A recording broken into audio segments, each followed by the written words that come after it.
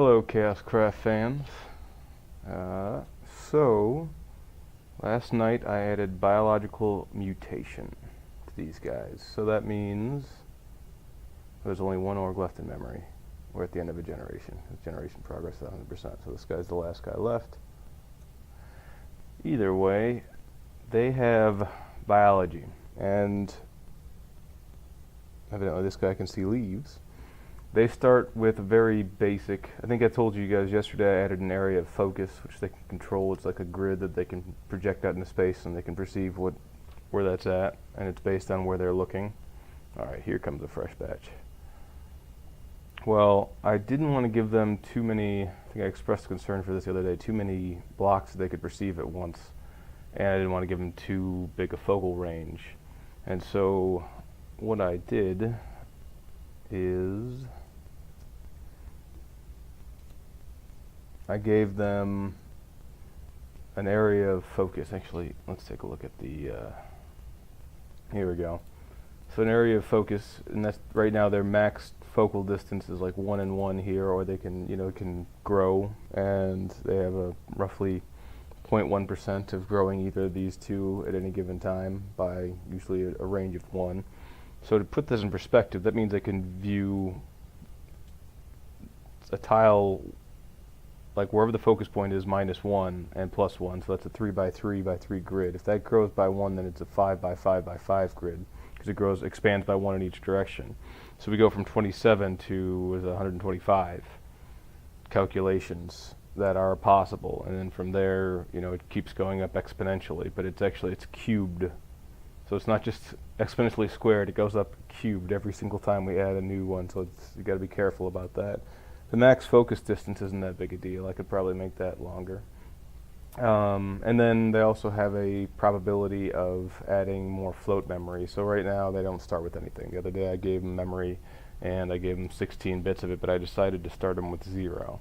So this means only species that have evolved intelligently will get, they've survived for a while, will get additional comprehension, and then ideally they'll be figuring out what to do at the center of their focal point close by. I kind of dodge bad guys and not walk in lava before I give them everything under the sun. So it's a powerful tool we've got.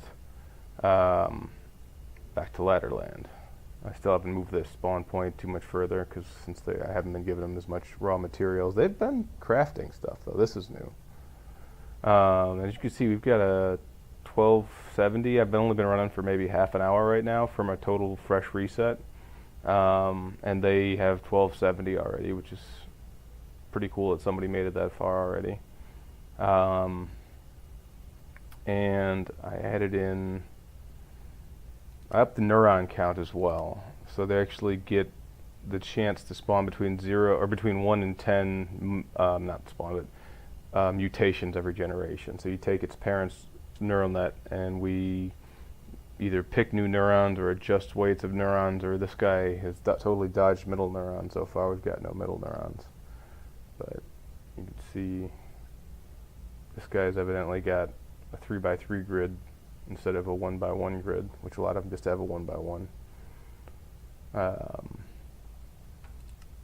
And so we're going to add more mutatable stuff as we go on, because that leads us to make skins where I can change properties of the skins and then generate them on the fly, so they can have, they're not all Mortys, and then ideally that'll help us tell them apart, especially for like a long running species and whatnot. Additionally, I'm pretty sure I'm going to do health, like max health, as something that can go, and max age as well. So like when they first start spawning, they'll have a lower max age, but then as time goes on, they'll evolve the ability to have a higher max age. So that way, again, only intelligent ones are getting, ideally ones that have survived for longer and are showing some type of intelligent behavior are using more computational power, which will make it easier to view all this stuff. I don't know what is going on here.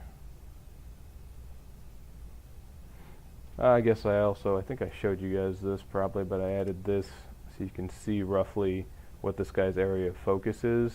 And so you can see there's like a grass there, there's sand, sand, sand, so, it disappeared. But it should line up in some capacity like that. And right now that screen only displays 0, so let's just say I'm standing here. It's either gonna, it's tough to tell which one's X and Y, but it'll show you like either this or like this, but never diagonal. But we're working on actually rendering. That makes sense there because you've got the 2 he's standing on and the 2 here and probably the 2 that are down there. We're working on rendering this in observe mode. I kind of issued a nice little coding challenge to you guys out there, and I think Mechanist is fighting for it, but if anybody wants to try and beat him to the punch, we're going to try and see who can render 3D lines. I gave you the exact world X, Y coordinates for the bounding box of like what they can perceive. So now all we're going to do is draw 3D lines. So hopefully that's pretty easily. And I passed them to the client for you if anybody's going to be a stickler about that. It's getting passed to the client, so we're doing it properly. We're starting to move towards making this thing where we can do multiplayer, but we're just not quite there yet. I think the skins are going to be real fun, because then they'll stop all looking like Morty, and there's slightly less chance I'll get sued for copyright infringement or something like that. But I feel like Dan Harmon and Justin Roylander would find this project amusing. So we'll see. Where's that last one? Somewhere around here. See, they're placing rock. Sound, that's another thing I got to do, is make it so they can perceive sound. I think that'll be a big one. Especially once we set it so the mobs can actually interact with them, which is coming. They can't be protected from the mobs forever.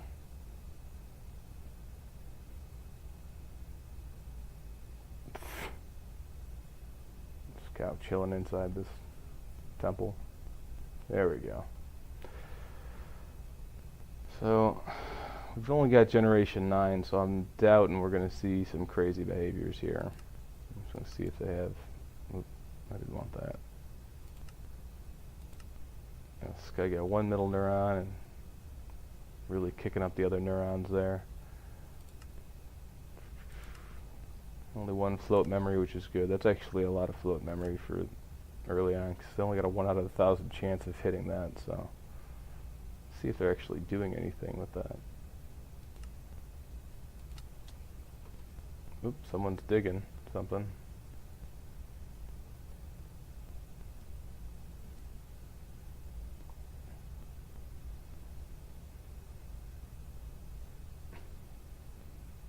Evidently this guy's walled himself in. I'm not sure if that's intentional.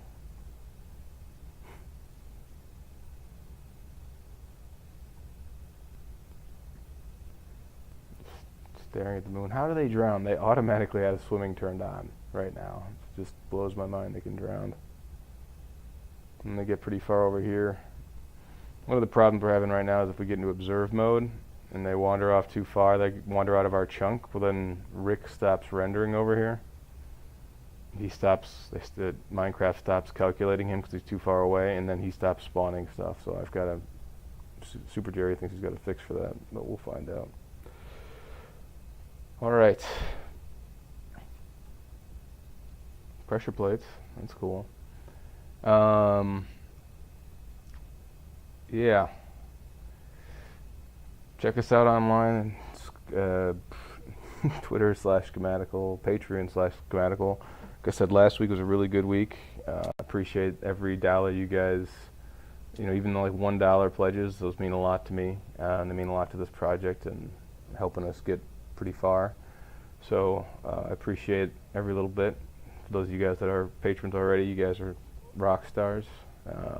Gonna have some cool stuff coming for you guys, special, hopefully in the near future. But other than that, if you just like, share, subscribe, all the usual. Hopefully these guys will start showing more tribe behaviors and complex behaviors in the near future. Every week, every day we've been adding new stuff, so they're getting smarter. We're getting there. Not these guys. They don't look like they're that smart. But oh, they dug their way out of the Morty hole. Alright. Thanks everyone for watching.